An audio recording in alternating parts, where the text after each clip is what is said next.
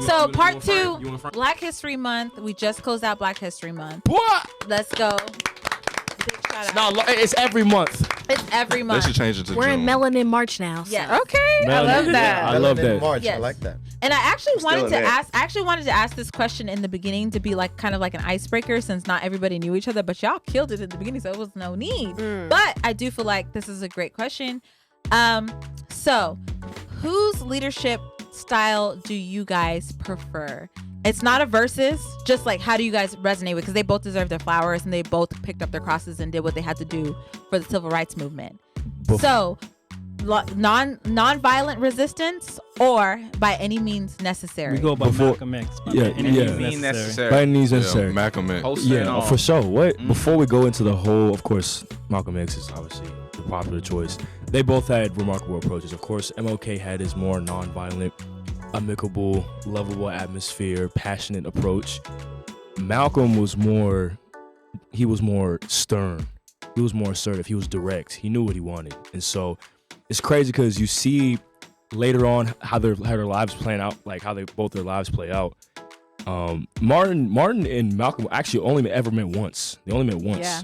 And so they were actually supposed to meet another time because they were both rubbing off on each other. Malcolm's violent approach and then how Martin was going along things, of course. When you say violent, I will let's not push say back on violent. not violent. I don't want to say violent. Let's say defensive. Yeah, defensive. Yeah, I don't want to say violent. Yeah, violent. Nah, forget that. Violent. It was needed. And so when you go into that, they were supposed to meet again, but of course, unfortunately, because it was 1964 when they first met. And then Malcolm died at 65. Yeah, Malcolm died at 65, and of course 68. Rest in peace, MLK. You start to see how the thing is when you get people like us together and you organize and there's unity, they don't want to see that. They cut you down. They don't want to see it because we're very powerful people. When you put all of our heads together, that's something that's very dangerous in the best way possible. And so that's how you really shake up the system. And they didn't want to see that. So of course, unfortunately, Malcolm was shot, and then Martin, he died in the hospital. He didn't die at the hotel. He got suffocated. He got suffocated in the hospital. Everybody is overwhelmingly. Yes. English is my third language. Okay, flex. It's the 3 languages. Overwhelmingly for Malcolm X, but I feel like if we argue who was the most effective, Martin. No, I wouldn't say that. Martin was more effective. Pleasing to the white person, yes, Martin's more effective. I feel like Martin came out and told us, I mean not us, but African Americans, like, your natural instinct is to fight back. But he's like go to the counter, order food, they're gonna spit on you, you stay strong. But it was effective. The thing is, but you realize later on. I see what you're saying. So we can't just say like instinctively, I want to be like Malcolm X. Like yeah. If you hit me, I'm gonna hit you back. Like well, you can't say it's effective because man, it's funny because like coming into this, Sarah, you sent me the thing and we were gonna talk about it, and I was like, man, I really don't know who I want to choose, truthfully, because. Like it's easy for me to choose MLK as my frat brother and go along with the status quo, but I also know very well that without Malcolm X, like a lot of stuff wouldn't happen. For me personally, I feel like I'm more of a MLK type of leader because I'm just truthfully, I believe that you attract way more flies with honey, right? So more people are going to be more perceptive to listening to you if you can meet them in a place in which they're willing and able to hear it. Versus coming with force. But however, when you look at what happened in 2020 with the Black Lives Matter movement and people voicing it loudly and hitting to the streets and then actually tearing up property and tearing up businesses, it's funny because I know all of our experiences were after Black Lives Matter in 2020 and the pandemic. we went to work the next day and had white people saying, "Man, is this really how you feel? Yeah. Do you feel this way enough to have mental health days?" And there was a big thing. Like, we are not our forefathers. You're not talking to me any kind of way. Not crazy at all. Right. Yeah. Right. Go ahead, You know, Zach. and we know, and we all felt some kind of way. We all felt like, you know, even though, you know, I wasn't gonna be caught in them streets, but you know, I was watching it on TV, like, hey, brother, Yeah. Don't try me. Yeah. And I think he said a big thing in the last segment. He was like, the way when he goes to work, he's gonna be him, no matter how the other person is perceiving him. It's like, I'm gonna be me. You're gonna have to accept me for me. Okay, I feel like with MLK, a big part of the movement was a bit of respectability politics. So he was doing things in order, like, because I don't want to say to appease white people, but to consider them as a factor in, like, as an obstacle as Black people getting their freedom. So even like at the marches, you notice like they would wear full-blown suits to the protest. And I'm pretty sure they weren't wearing that casually just around. But what message did that send even in what they were wearing? You know, so I think for him, he was trying to go along with the systems that were in play. Not go along, but to say, like, you guys want us to go through these systems in order to get our freedom, so we're going to go through these systems. But I think even at a certain point, he was just like, if we're going through these systems and they're not giving us what we need to, there's laws that are unjust, and we need to break these unjust laws because they're oppressing us. And he actually wrote that in his letter from a Birmingham jail. So I think he was a bit more radical than people like to make it seem. Yeah, towards the end of his life, he was. Martin was more radical towards the end. Yeah, of course, absolutely. He was radical. And I think people try to make it seem like Martin was he sweet. was bold. He was sweet. People forget. Bold. Okay, so let me get to a point of like what people forget about Martin is the only reason the FBI and the CIA do what they do with Martin was because he was the only one they could do that shit with. Like, they knew he was effective. Yes, because at the end of the day, whenever he talked about, I didn't lead my people into a burning house, and he expressed how socialism could have been the reason and something that could have helped our people out. They were like, no. Cut him off. That's when they finally decided to take him out. He started campaigning for poor people. He became dangerous. He was gonna do. I forgot what it was called. He was The gonna Poor do People something. Campaign. Yeah, the Poor People Campaign. 68. He was gonna do that, and they stopped him from doing that because it was gonna be a huge march. It was like another march on Washington. Yeah, it was gonna be a huge disruption. Yeah, like people don't realize like MLK was in the White House, like debating with JFK and LB Johnson. If you're gonna go the Malcolm way, and I love Malcolm, and that's why I don't like this debate, because it feels like I have to put the other one down. No, and it's not. It's not about that. Yeah, it's not about that. It's like MLK was getting access, and he was debating with the presidents, and they would try to tell him like, please calm down, wait. But he's like, no, now you need it, and then he would go back on the streets and be out there. He was doing that until he became. Can I get something off real quick? I'm gonna say this: rich. You need both Malcolm and you need Martin's ways, both at the same time, because it has to be a cohesive effort to where the government has to choose the quote unquote lesser of two evils, or the lesser that benefits them, right? But at the end of the day, you end up at a prime example of somebody who was both like Martin and both like Malcolm is our boy from South Africa. I know you're not about to say Trevor Mandela. I know you're talking about Nelson Mandela. I said Trevor Noah. Nelson Mandela. I know you ain't talking about Trevor. Shout out to Nelson Mandela. But he was about. Ain't no shout out to Nelson Mandela. What are we doing? Let me talk. You can't say it like that. You gotta respect Nelson Mandela. Nelson Mandela was pacified by. You cannot say shout out to my boy Nelson Mandela. That's a respect. That's my point. It's like at the end of the day, this is why I always go with what Malcolm said over what Martin said, because Nelson Mandela started off in the same way that Malcolm started off. He even had conversations with these people, right? And then after his prison sentence, what happened? You didn't see the same Nelson, to the extent of like, even now, if you talk to some South Africans who are pro-black, they'll have that conversation with you. What did Nelson really truly do for his people, and how did it affect South Africa? Winnie Mandela was against everything that Malcolm, Nelson Mandela did. Yeah. After he got out of prison. Yeah, she didn't agree with the because you're placating the deal to that was oppressor. Because guess what? South Africa, the white people of South Africa own like a majority of the wealth still to this day. Of the land, Till this day. So imagine if they were just booted them out. A lot of people were like, that's the argument with the South African. I don't want to get into that because I'm not South African, but the argument was like Nelson Mandela was willing to integrate and like, be peaceful with them. When a lot of people were like, kick them out. They're not even from South Africa. And now to this day, 2024, white South Africans own most of the wealth, just like America. And they want to segregate from South Africa. Sometimes integration was the worst thing that happened. I think integration was the worst thing that happened, especially in America. Yeah. It took away from the took away from black business. Talking. It took away from everything as far as like I never understood as a kid, like, okay, the Rosa Parks store. Not disrespecting Rosa Parks, but it just sounds crazy. We protested the riot shotgun. Why not go and get your resources? You took a year. It happened in 1959. The bus boycott ended in 56.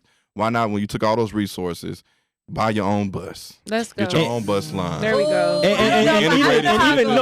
is that supportive though? And he's right though. Even with the Rosa Parks story. The Rosa Parks story was a There story was of another lady colorism. before Because there was a her. dark-skinned lady who was before her who did not want to move to the back of the And she was bus. pregnant at But they 16. chose Rosa Parks because she optics. placated to the optics of what the movement She was supposed to secretary be. of NAACP. Right. But like that was MLK's geniuses. That was genius. That was genius. He was like, okay, At that time, at that time, Yeah. let's find somebody who white America is not gonna be so against. Put their image and have her like be in the front of the bus, Right. You know? To represent. But I the feel movement. like people No, like but that- somebody who's people are gonna have empathy with. Vida, that was deep though, because you talked about respectability politics. So you talked, and I Yeah. never heard that in regards to. But I think it was MLK. such an important, like, I thought about that and I'm like, we kind of have privilege because it's not like directly like as violent as it was in the civil rights, but like respectability politics, I was thinking about this, it was life or death for these people. Like if they did not see you, like it was up in the air very much for people like black people during that time.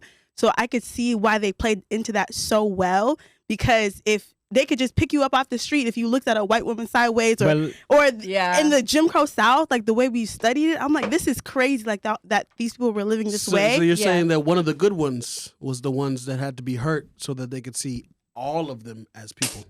Oh, well, But let me point this out. If you search right now on Civil War attacks, most of the attacks are being done with peaceful protesters. None of the Malcolm X protesters were being attacked by dogs. Because why? Because they're fought back. They had them straps on them. Because that being peaceful, and it only can get you so far. At some point, you have to fight back. That's You what only I'm got saying. two The American Revolution didn't happen because a bunch of Boston Tea Partyers There we like, go. okay, British people, and take this our is- tea. and Nah, this they is fought why- back, and that's how you got to The do thing it. is, What you guys need to understand is like African Americans here are a minority. If there was a war between whites and blacks, they would have wiped out all the black people. I don't know about all that. I believe in sometimes to change the system, you have to make it into the top of the system to change it. If that makes sense. Like you have to sometimes play by the rules to get to a situation where you can actually make the change. The reason I think MLK was a genius is because he understood how to fight it by at the same time by appealing to a sense of empathy from a certain version of America. But Malcolm X's issue with MLK's approach was that like you're trying to play by their oppressor's rules. So he pretty much said like, okay, sir, so Malcolm X said, you're living a dream. While black people are living in a nightmare. Come on. Our reality is we're living in a nightmare. I'm not denying that. Let's realize that the black people that tried to do that usually ended up getting hanged. Both of them got hanged. They both ended up. No, but like I'm talking about individuals. No, I understand. Individuals. I get what you. Individuals, but like sometimes when you're in a fucked up situation, you have to go with what's going on to survive. Yeah, but this is play out of the picture. I agree with you. You get hanged. But this is you literally they put you on a tree. So I do want to get final thoughts from Zach because he does have to go. So let him get his final thoughts in. I don't want to hold him hostage on here. Just a final thoughts from you. Man, first off, thank y'all for having me on the pod. This was fun. Can't wait to come in studio with you guys. The truth is, you added so much to the conversation. He definitely texted. He definitely texted talking about this is fun. That's our texting lingo. Hey man, hey, I'm Texas AF man. Let's go. I love that. But look, y'all, the truth is that it's hard for us on the back end to sit here and really try to dissect what we would have done then and all these different things. That's easy for us to say because when we walk and go up the street, like we don't have to drink out of a colored water fountain every single day, right? Like that's just like that's just the truth of the matter. But like at the end of the day, you know, we need Black people to be successful in multiple ways possible. Like whether you're going to take the Martin approach or whether you're going to take the Malcolm X approach, we need all of it. But the you know, going back to the point earlier about how as Blacks as a whole, there's so much division, we got to cut that shit out. Because the more we do that, the more we all are playing this big game. We're playing into their plan. The white supremacy game. That's like crab barrel mentality. And none of us are benefiting at all. So the truth is just like, man, I support MLK and I support Malcolm. You know, and then Sarah, I think one of the talking points I want to get in here is that you had said what book what person has stood out to you in Black history. I think one person, if people don't read Up From Slavery by Booker T. Washington, I will tell you that book just summarizes in a whole my beliefs on how we all should treat and think about how we can better ourselves up from slavery, up from even the bullshit times that we are in now. Because Booker T. Washington, his approach was very much kind of in between Malcolm and Martin. When you think about it, he's like, look, I'm not going to sit here and think about how we need to get into all these other schools. I'm going to go ahead and build a school and make my own and treat us and teach us to be great, outstanding citizens to where people don't just look at us as Negroes in the workplace, but people look at us as the best in our capabilities. So like Up From Slavery I think the young lady here said Melanin March. Melanin March. Melanin March. I'm telling you, that's one of my favorite reads. I just read a couple months ago. But look, I appreciate y'all having me. I'm about to dip on out of here. What do you do? Tell us what you do. Yeah, so I work for a marketing agency based in Arkansas called Dave Creek Media.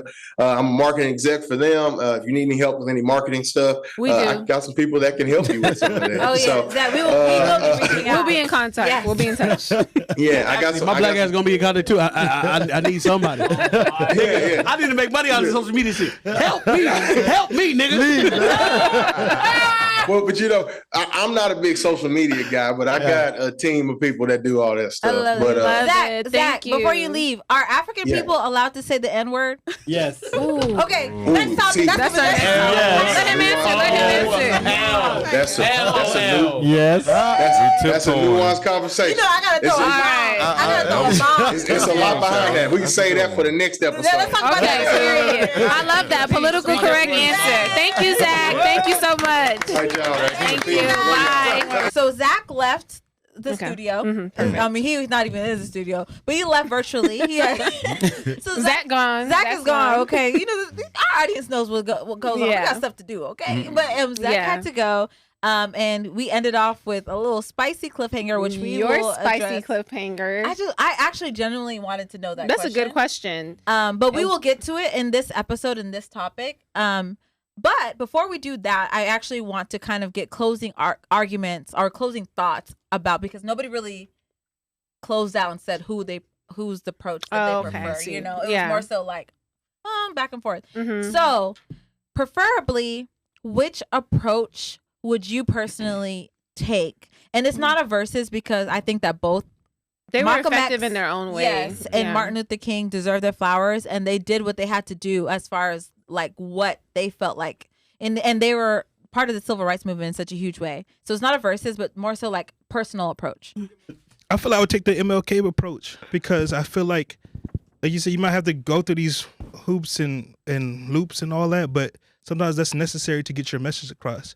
We had Colin Kaepernick; he had a message himself, but because they moved his training camp to a different direction or location, and he didn't want to like go to it, or he felt like he was above it, he wasn't able to continue his message. And now he's still struggling to get into the NFL. So sometimes you gotta take what comes with whatever boundaries are set to where you get to that peak, so you can say what you got to say or do what you have to do, because that's that.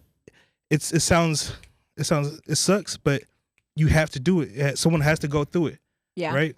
Yeah. So it's like y'all in that corporate world where it's like, when my boy Chris, he says what he wants to say and he does what he wants to do, and I feel like eventually, once they get comfortable with him, another person can come in and be comfortable with who they are. And so he might take a couple L's, he might get looked at a little differently, but at the end of the day, he's setting that foundation where, yeah, he might sound different or look different, but we're still producing what we need to produce. Yeah, it's never a versus, because like everybody's saying, we both need both of them. Yeah. I mean, my approach just comes up from where I'm from. You know, I'm more direct. I speak how I feel, and I know my skills that I have. So my approach has always been Malcolm. You know, I deal with all white people around me, and you know, it always, you know, from every manager I always face, it always says, you know, this person felt a certain way how you said something, but honestly, I understand how you feel, because what you said is always inquisitive. I'm always asking questions. I'm always on a point of like, how do we get to the solution? So I'm not going to change how I move or how I feel, because at the end of the day, I'm still going to put all my effort, all my skill set to actually solve the issue. So it's going to be is what it is. I had took issues from my team that I ran. You know, I was the only black person running my department at a young age. The first job, run the whole engineering department, and I was the only black person there. And I had to deal with all the issues from, my team getting mad because I'm being stern with them, but then my 6-year-old white man is being stern to the whole company. And everybody says something fine with him because he's just an old white man. He can see how he feel. But at the end of the day, when they look at me, they know they're going to see that there's a black person, that black people could do, everything just like another white person could do. I had to deal with my boss, asking my girlfriend those questions, but at the same time, he would tell me, he would be telling me every single day, I never knew a black person could be so calm. So there's a thing of it between a bit like Martin Luther King and MLK, because I mean Martin Luther King, I do the same thing I do. Martin Luther King and Malcolm, because there's times where they're both needed. There's both needed. I'll sit down and I'll listen to because you have to also be a follower to be a good leader at the same time. So I have no problem listening to my people around me and the white man what they're saying. But when it comes down to course directing and leading something, you got to be stern with it, because white people are gonna be stern with it every single day. So I move more Malcolm, but I'm also learning, that there is times that you have to try to take people where they at and make sure that when you're speaking, it is effective to the people that you're talking to.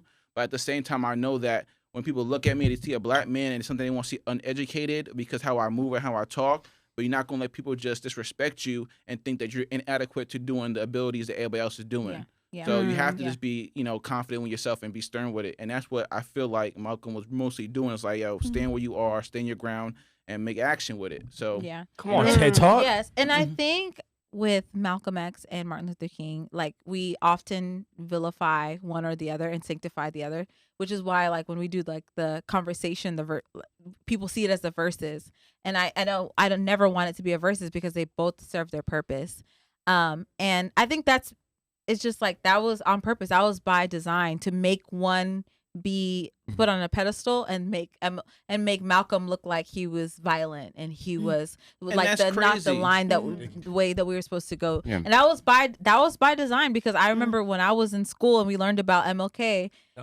we barely learned anything about Malcolm X. It was a very I had to do your own research. MLK would talk to them and be like, if you don't the Malcolms are coming and they want war, it's either you give us what we want, or and they were effective. Both having both of them was effective. I don't even think that. I feel like Malcolm X gets the rep for being violent and being bloodthirsty, but he was mostly about self-defense. Exactly. Black people being able to defend themselves against the oppressor. And I want to say something about. And I don't think that's fair to vilify him to be a person that was out to get blood, because he really just wanted us to be self-sufficient.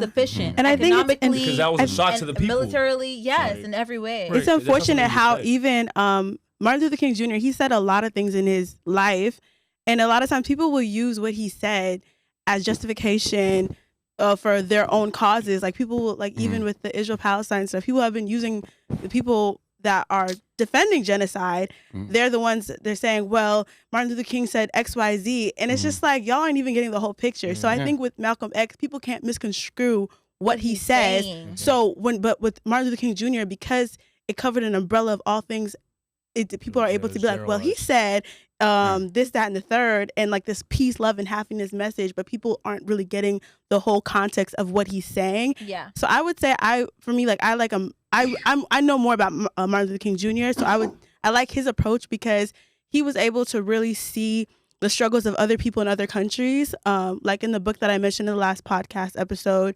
what was it called?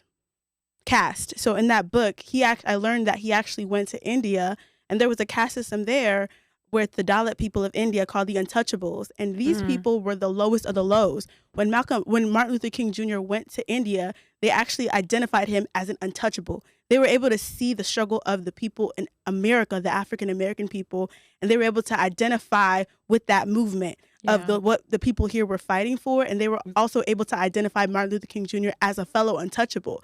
So I really like how Martin Luther King Jr. lived his life, where he was identifying with the liberation struggles of all the people all across the world, South Africa, and Palestine. I will push back on that because Gandhi was a racist. Yeah, MLK got his. India is a racist country. He did get it from Gandhi. From Gandhi, yeah. I know. The whole point of what she was trying to say is like at the end of the day, our struggles. I'm not against what you were saying. I'm just saying. I was just pointing out Gandhi black as a racist because I like to point that out every time. We should adopt those kind of ideals because what it is a true caste system. Because when you as an African American go to Europe, what happens? You get exalted the same way that Africans are exalted in this country. That's negative. I will say wrong about that. Because as somebody who's been to 25 plus countries, as somebody who's been to 25 plus countries, you want them to pick me, niggas? Yes.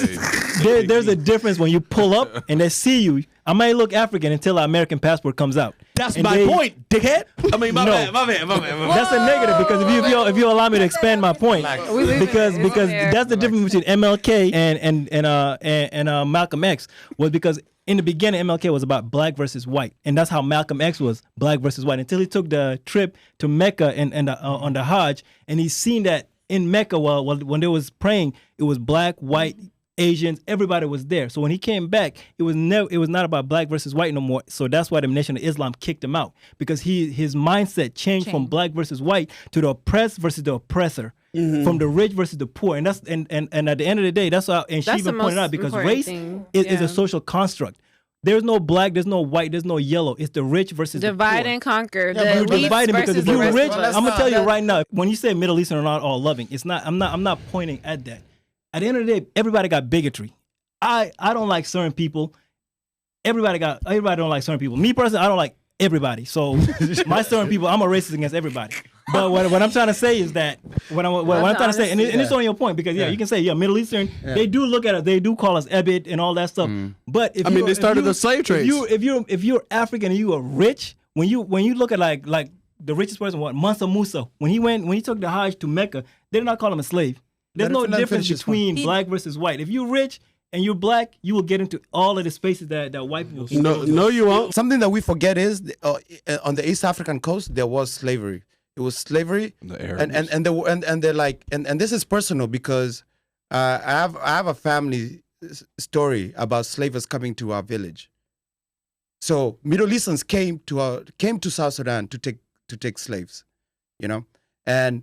Let's not pretend let's not pretend like these people were just like they're just like as long as you're Islam, it's okay. No, they take the rich people. It's the rich versus the poor. That's my whole point. If you're poor, you cannot protect yourself. Islam versus it's not about religion. The poorest county in the United States is in West Virginia. It's a white county. Yeah, but those guys were not slaves. You think those people are but are they slaves? Mar-a-Lago? But are they slaves? They're not because LBJ gave when LBJ passed the civil rights movement. He said the best quote out there. He says, if you can tell the white person that he's better than the best colored person, you can get anything out of his pocket. He will give you everything on his pocket. Hell, if you tell him he's better than the lowest person, he will give you your pocket. So you're saying this is not a battle about race, it's a battle about race, about money? Battle about money versus the rich versus the poor. Okay, you just fought against your own point. Well, That's the rich. It's the rich point versus somebody the poor. made a point. Calvin, go ahead, Calvin. Calvin, jump in there. Calvin, somebody jump made a in point there. about like poor white men are just the same. I think it was what was his name that was on the thing? Zach. He was saying how like you got the poor whites that was pretty much had the same fights as us. But like what he said with the LBJ quote, if you could convince this overseer that he's better than black, he has the complexion for the protection for the collection. So if you could just convince him that, he is on your side every time, and you can rob him blind. On the what do you call it? The historical person. So I would like to pick the Honorable Elijah Muhammad, because if he was white, there would be statues all over America of him. Because, like, for instance, like an example, Malcolm X. Before he became Nation of Islam, he was a pimp. He was robbing. He was messing with white women. Everything, the whole thing. He's called Detroit Red, right? Yeah, Detroit Red, out of Boston. Came, found the Nation of Islam in prison, and life changed, and we know him as he is today, right? So I feel like Elijah Muhammad doesn't get enough credit for what he did in That's a great point. You can argue that Elijah Muhammad killed Malcolm X. The FBI did. The FBI did. The FBI did. X fell off. The shots came from the top stage, You the can't do that catwalk. because the FBI files have been declassified. Yeah. From the Nation of Islam was saying that, like, they Somebody had on Netflix from New Jersey, like when they had their community over there. Yeah, like because of how he acted against the Nation of Islam, they came after him. that don't mean they complete the mission. Please. Why did they fall out with Malcolm X then? The fall off already happened because Malcolm X, when he came back from the Hajj, he said that it was not against black versus white, against the rich versus the poor. Because when he went to Mecca, he saw black, white, Asians. He saw all colors in Mecca. Even before when that, he came back, Malcolm X started saying killed, like, he said the chicken came home. No, to roost. Malcolm That's X started saying that I see where MLK is coming from. He did start to unify, and it's came like, no, it's like MLK it can't be said all he or saw nothing. where Malcolm X is coming from, and MLK was going to come towards Malcolm X. That's where the side, burning house comes where it was the versus both the rich came versus together. the poor. Because the government, the reason MLK was able to go to the White House because it was black versus white. They were okay with passing the Civil Rights Acts. The issue is, it's about when you start making the poor white people combine with the poor black people. There's a problem. That's why Martin got killed. Poor black people is only like 8-10% of America. When you combine it with poor white people, now you get 60-70% of America. They don't want that. Can you imagine the power of MAGA with black ideology? It was. White people, even if they're poor, it was though. They're still white. A step above black it was people. because y'all pointed out in the last. It's not the same struggle. It's not this. This is the issue though. This is the issue. Y'all pointed out in the last section when the Irish people came in here, they were not considered white. Y'all conflating the two, like black and slavery. That's not the point. When they came in here, they were seen as second-class citizen, which were black people at that point. Black people were second-class citizen. So if you're Irish, you're Italian, you were seen as a second-class citizen. So where do you think the Irish and the black people found refuge? In black neighborhoods. So even in New York City and all those places, even if you go to Louisiana, there's a big Italian population because they found refuge in black. But like how many Irish people got lynched? Tell me. What I'm saying. If Irish were second class citizens, then what were black people? Because this we were property. That's property. Chattel slavery. Yeah, exactly. Can we let the African Americans speak? Because I'm African American too. I know. But nigga, damn. I don't know, because I feel like it was just like at first like with your like the way you were coming about the conversation. You now I know you had a Muslim background in a sense, not and you have like that Christian sense. I feel like you guys were like putting those into like the information, and I feel like I don't know. I think Martin and Malcolm are great people together. I just think, like Zach said earlier, we separate them so much because it's all in the game. Yeah. Things like that. And if it was for me, I'd probably just go with both because you can't, there's different people that you talk to. It's not like every white person that you talk to is going to be, up in guns, but sometimes you have to talk to certain people with like a calmer approach because to navigate and things like that. That's all I gotta say. Do you guys think that we have any, because we're talking about Malcolm and Martin, do we have any leaders or upcoming leaders currently that y'all see? Because we got to think about solutions and moving forward. And Dr. what Umar. can we do now? Dr. Umar Ifatunde. Okay. Shout out to Dr. Umar. When it comes to both MLK and Malcolm, how I see it is now that I'm a lot older and I've done my research and everything, I would love to think like Martin, but move like Malcolm. because it takes both. It really does take two. You can be peaceful for so long, and you get sprayed with a fire hydrant, you get bit by a dog, you get shot, you get lynched, but then also you're going to be violent for so long where you're losing bodies from both sides. So it really does take both mindsets, and so you can be both peaceful but also stern at the same time. Yeah, and I think I do want to close out with that because this again, there was not a versus between MLK, Martin Luther King, and Malcolm X. Because I think they both served their purpose and they did what they had to do. They picked up their crosses and they did what they had to do for the civil rights movement. Yeah.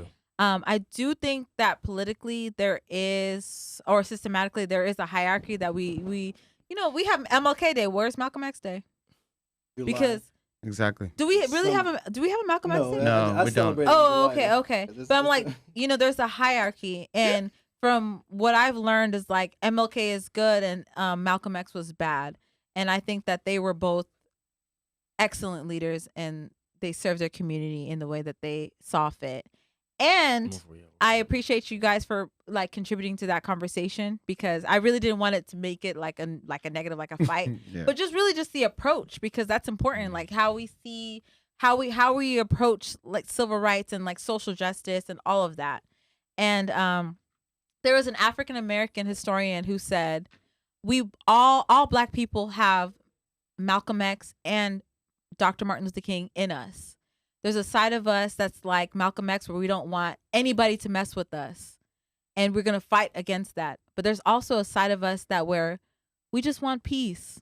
And we are okay with making peace with anybody, even the white person. And I feel like that is so real because as Black people, I feel like sometimes we just all we want is peace. All we want is to relax and to like literally have freedom. Just be treated as an equal. Exactly. We don't want to fight. I want problems. Except for Tyrant. Tyrant is like the outlier. I love what he said though, because I have a post at my house that I look up to all of them as a collective, and it's Malcolm X, it's Malcolm Luther King, it's Obama, and there's Nelson Mandela. Let me start on him. And I just think about all of them, how they you got to have all of them in you in a way just to try to move through this world. Y'all, we're going to have to do a whole nother segment on this, but just so we straighten this out moving forward and we're not moving wrong in this world, y'all three in this corner, do y'all think that we as Africans are allowed to use the N-word? Oh, I want to say, let's just say allow, but or should we?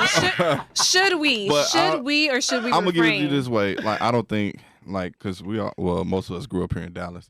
I don't think Mexicans should be saying it. Now that I grew up, no, because growing up, Hispanics were saying, yeah, they sure nigga, was, and we were just like, oh, okay, they kind of go through the same thing. Is because you don't have a lot of you're not Black. That's first off, but it's like they want our rhythm but don't want our blues. You are talking, sir. I don't like that. I like that. But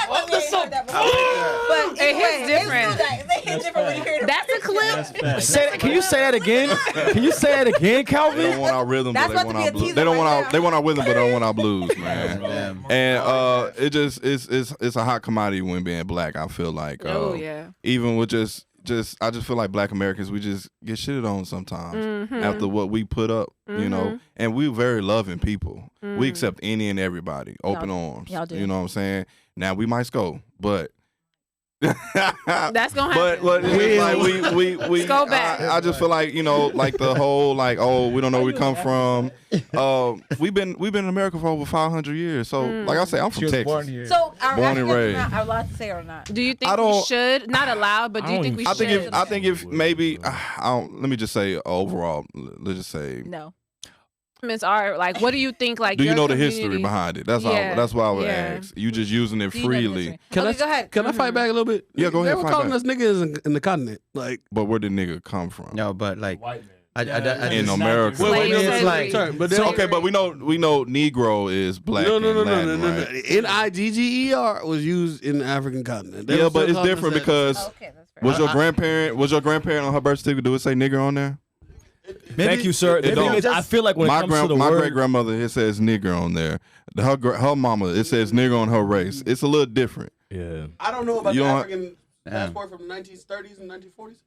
But I'm just saying, like, from Black Americans, we could trace our lineage back, and on the race it says nigger, it says Negro, or it says colored. Like, so that word is more sentiment to us far as like. But do you think you're putting power in that word? No, that we flipped it. Yeah.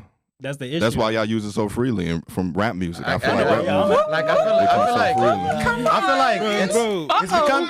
One more thing. So like with the differences too, like y'all know the show Abbott Elementary, right? Yes. So what was the Janine's mentor teacher? What was her name? That won best supporting actress. Yes. So when she won that what was it, Emmy?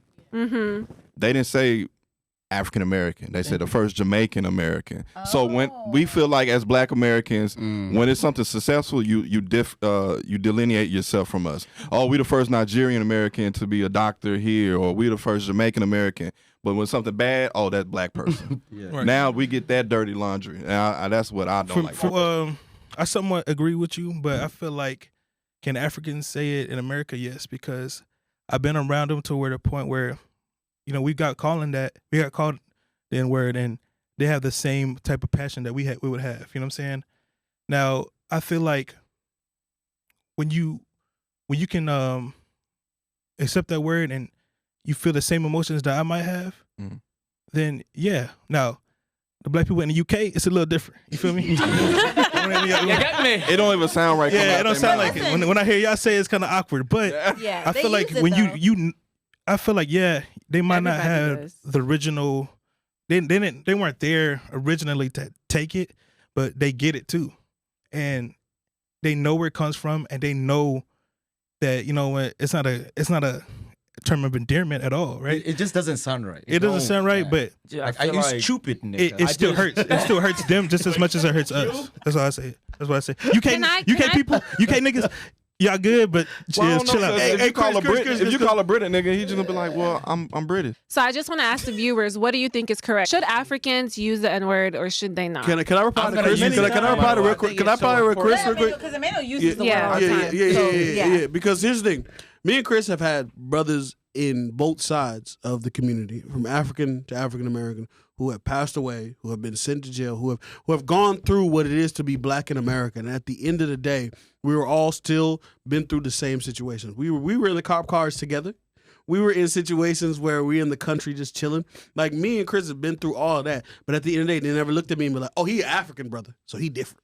Important to think about the historic about it, because in Jersey, Dominicans, Puerto Ricans, people that obviously look like me, we all say nigga, and it's just like, it's freely, and it's like a slang, and it's like, oh, we all live in the same hood, so it's like we all going through the same struggles, we all on the same path right now. So like, the energy behind it is like, I'm not looking at you in a way to bring you down. It's kind of like a brotherhood in the same sense, but at the same time, people that like your family have that word on it. I heard older people was like telling me like, yo, why you use that word? Yeah. And it's like, because they're going through a different, path that it made them look bad. It was never a term of endearment for them. You think about the whole thing when LeBron James, making $1 billion on his whole, driveway was nigga. And that didn't make him feel good, regardless of like, I made all this money and I still got nigga on my driveway coming in a white neighborhood.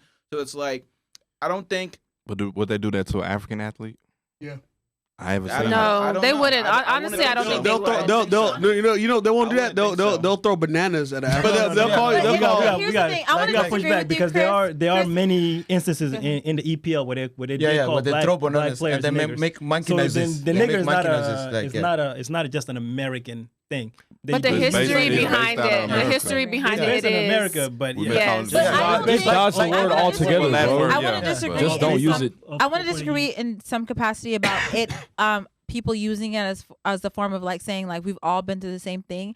I think people use it because it's African American culture, Black American culture is influential. Yeah. So the N-word, the like N-I-G-G-A. Yeah, like we use it as it's influential. Because you got Mexicans calling each other niggas. Yeah. That's the crazy It's not about it. Like we've been through the same struggle. I talk to my own brothers. I'm like, bro, you're a dumbass nigga. I'm like, bro, that's a funny ass. That's a funny ass joke. Like like we speak about it, but it's like.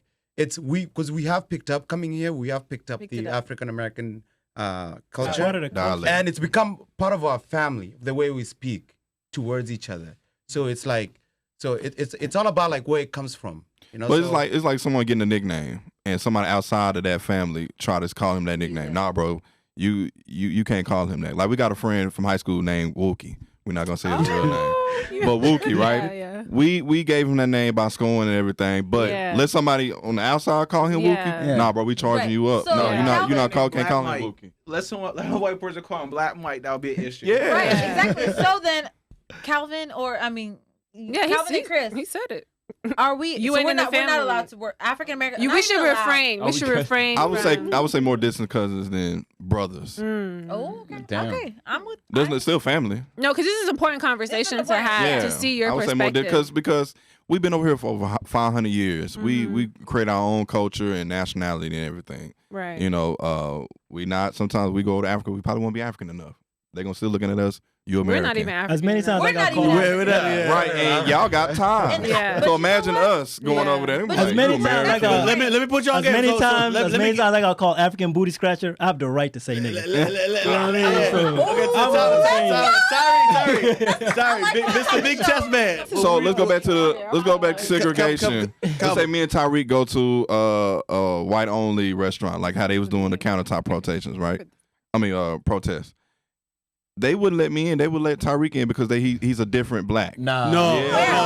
Historically, yes. I'm trying to tell you. Let me say this. He's not one of them. If he was Ethiopian, maybe. If he wasn't that dark, maybe. As soon as they hear your accent, they will let you in. So Calvin, you feel like Africans they receive preferential treatment to Yes. African Americans, and we talked about this in the other episode. Think about like what y'all said with the churches giving y'all help. For 5 years, I was in a do not fly list because of my name. Because my name is a Muslim name. So when you say, well, you know the Muslims playing this country. After 9/11, it was a wrap. That's true. But I think it's also depends on where you're from. Me, I'm from Florida. I wasn't born in Florida, but I was raised in Florida. So the South, Duval I don't consider County. Texas the South. So I don't even know why I. Hold on, West Jacksonville. Well, where are you from? The South is Florida to Louisiana. So the South, they consider me a nigga anywhere I go. I got called nigga from white people. I got called nigga from Mexicans. Like Cubans will say nigga. Everybody says nigga because it all depends on your neighborhood where you were born at. So we had a guy who was white. His name was White Mike. Everybody had a White Mike in Florida. The White Mike can say the N-word all day, every day. Really? Because we knew who he was. That's crazy. So if it's another white that's dude, crazy. Oh, because that wouldn't fly with me. That wouldn't. That's crazy. That's just how it is. So what? So what is The white that people in my line? neighborhood Because at the end of the day, respectfully don't ever use that word nigga. Like they would not White people, use that. Rap music has made it comfortable. Culture. And I feel like African people, they get some of them. I don't know if all of them, but most of them get called niggas. So it's like, Everybody and get they called take niggas. it. They So if take I get what comes called with gay, it. am I gay? Well, I don't know. I don't know your preference, right? But okay, But at Calvin, the end of the day, I know what you look like. in the devil's advocate with Okay. Calvin, because you said like African people are not allowed. What about people who are from like West Africa? You're going to say African can't say it? Everybody. West, South, North, nobody. No. What about Obama? Obama's not. First, let me go ahead and say something about Obama. Obama, first of all, when they say he's the first black president, that's incorrect. His dad is of immigrant descent. His dad's from West Africa. Am I correct? He's Kenyan. Kenya. Okay, East You're wrong. Africa. Yeah. East, okay, You're thank you. incorrect. He's not from niggas, from descendants of slaves. That's the point. Hey, speak Kamala up, Harris, speak up. her dad is Jamaican. She's not nigga. So we haven't had a first black president at all. Barack Obama. That's why he hasn't done. Charleston White 2020. This is why he hasn't done nothing for the black community. Kamala Harris has said in the interviews, "I'm not gonna do nothing for blacks" because she don't see herself as black. Right, Janet, you just Yeah, jumped she on might the panel. cosplay I and want go you to to follow Howard up and to everything, this. but Yeah. Barack Obama will get reparations. That's all I'm saying. Okay. So in terms of what we're talking about, do you feel like it's even appropriate for us to even continue using the word? Yeah, that's Like, a good question. Even within the Black American culture, because of the way I know you said that you like it was reversed and it's more like flipped it to a positive aspect of it. But do you think it's even worth using it anymore? We shouldn't. Yeah, like I think it's so embedded into our culture. I feel like it just it don't affect us, but we know the meaning when it's but it has so outside much of it. power when someone else uses it that doesn't quote unquote have authorization to use the word. So then it's like, what's the purpose of it? What's the purpose of it? It's in there. Yeah. I have a question. I'd like to cut you off, man. I want to hear from the young generation. I want to hear what Lily got to say because I know you got your crew. You did your thing. Yeah. So I want to hear what you got to say. I think for like myself, I don't know, like I was like told like in school it's a bad word, so I like refrained from using it. And I think it was like once I heard like I saw like the other like black guys around me, they were giving like their white friends the pass and Hispanic friends the pass. I was like, why can I not say it? Like, it's I understand what you're saying. You not to say it? Yeah. Yeah, they're like, don't say it.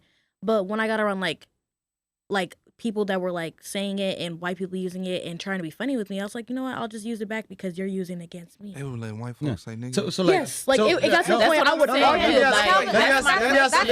Let me ask this question. That's the complicated part about it. Let me ask this question. So if a white person calls me nigga, I'm not supposed to get offended then? Oh hell yeah, you should. Because you know what the context that you're coming from. Yeah, you should. But you're saying that I can't even like I shouldn't own that word and then I shouldn't be offended by it. At the same time? My take on it is that in terms of historically how the word been used, none of us should be saying it at all. When it comes down, just avoid it altogether. When it comes down to how we involved and how we use it as strength, it's like. I'm not gonna. If a younger person will come to me and use the word nigga, I'm not gonna be an old head and be like, yo, you know what the history is. I'm gonna let them use it in a way that they feel comfortable hearing the word when a white person say it to them. What's good, my nigga? And they're gonna be like, yo, F you. I'm gonna take the word back and I'm gonna move forward. When it comes down to, saying that we should give the white person a pass for that never would happen around here. But it'll be to a point where it's like. The Dominicans and the Puerto Ricans, like I said, they would just say it because we all live in the same area. But then see that makes it too complicated. To me, so it'd be like, yo, like if y'all want to say it, go ahead, because I'm not gonna sit there and fight with y'all of like, yo, you ain't black enough. Because to me, it's like we all black, we all going through the same shit. But when it comes down to, I'm gonna get my white pass, like that's different. Like that's wild. A white man saying it and you saying that's like knowing the country's historical context. And that's why I wanted to add to it because it's like even when you're talking about like the Dominicans and Puerto Ricans in the neighborhood, if it's Black American termed, why is anybody else allowed to use it? Right? Like, yeah. So like I that's said, what I'm saying. rap music has made it very accessible to feel like a nigga and be a nigga.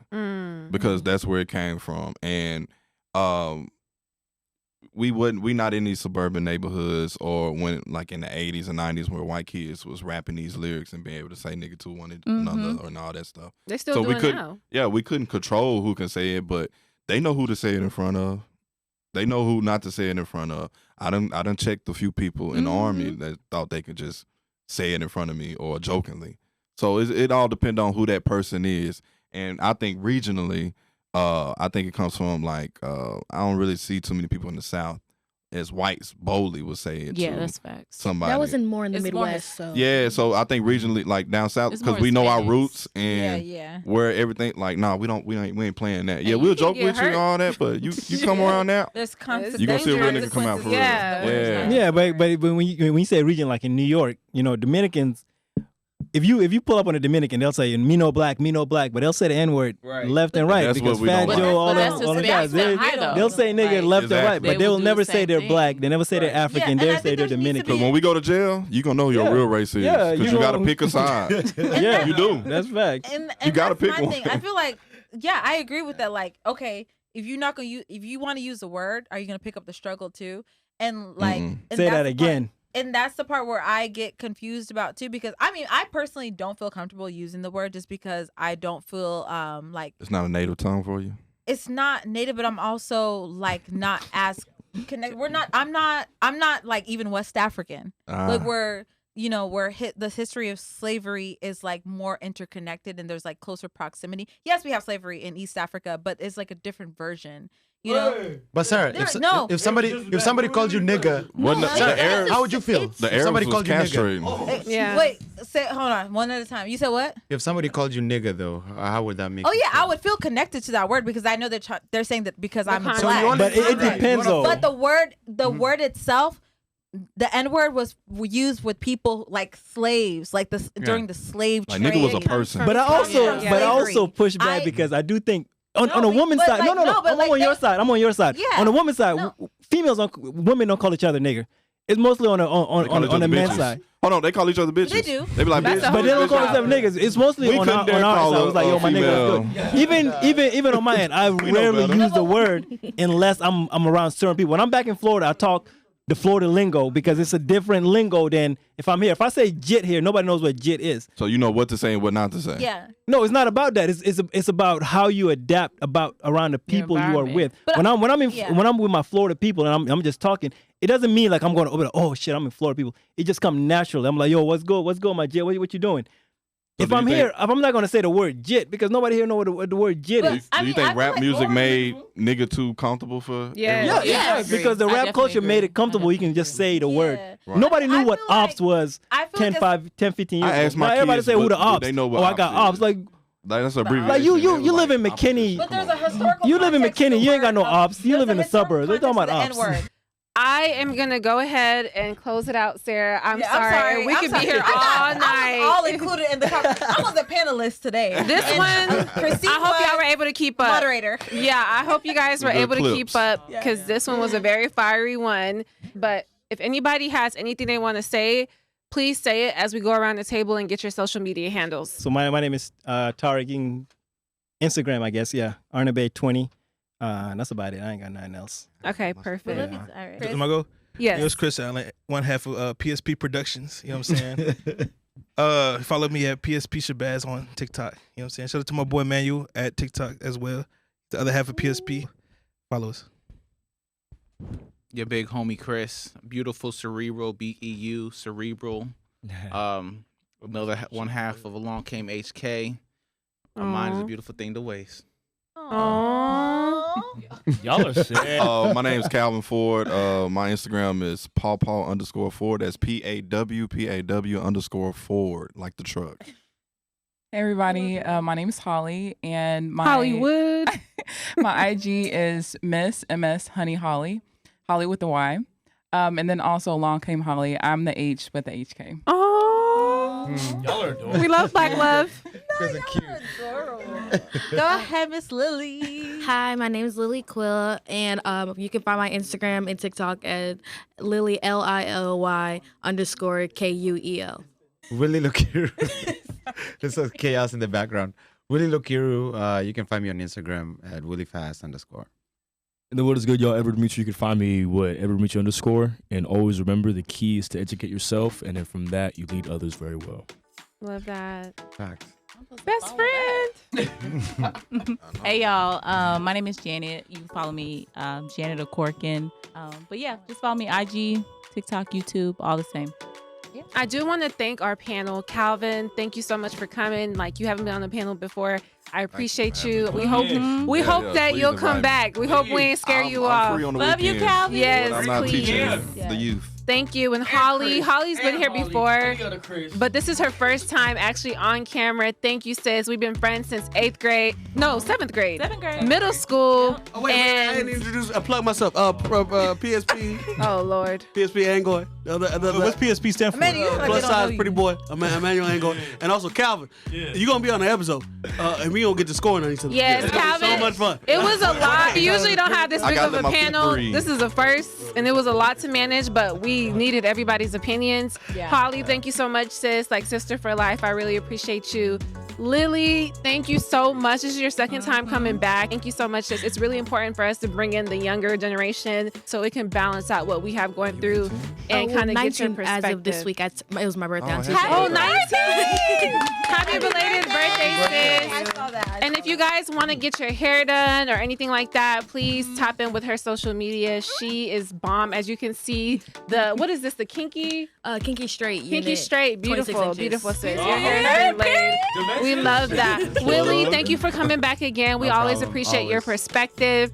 Our Fresh Prince of South Sudan, always coming with the fashion, the freshness, the energy. The guns is always out. You know, if you ever need any training, he is a personal trainer here in Dallas. If you like his energy and you want an excuse to be in his presence, definitely book him. I know the ladies would love to just get a session with you just to be around you. So listen, Janet, my best friend since kindergarten. I always love the support, sis. And I'm so appreciative of you. We appreciate it so much. Emmanuel, Samuel, Vida, everyone who's not on camera but is in the studio. Thank you guys so much for supporting us and being a part of the panel.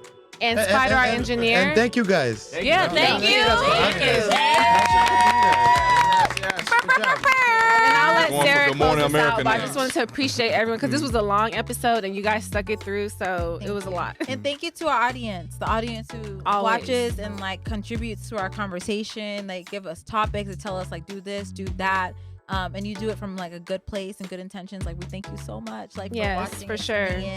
And I hope that like we all, I know that we resonate with the Black diaspora, but I hope that we truly get into the trying depths to of, bridge like, the gap. Like literally go into the depths of like what we're going through. And as far as this episode goes as far as like the African American West Indies experience and the like Black American, African American, South Sudanese, Ugandan American, all of that. I hope we kind of like bridge that gap, like you said. And like, make us understand each other, because the most important thing is like we are more alike than we are different, and there's a reason why we were separated, or there's this an agenda to divide us and make us fight amongst each other. There's a reason. That was by design. And can we thank y'all ladies for a second and just be able to say we appreciate y'all for building this platform where you look at the family that you have. You guys are doing something that I don't know anybody's been done before. Nope. So good morning, Dallas, boy. Stop.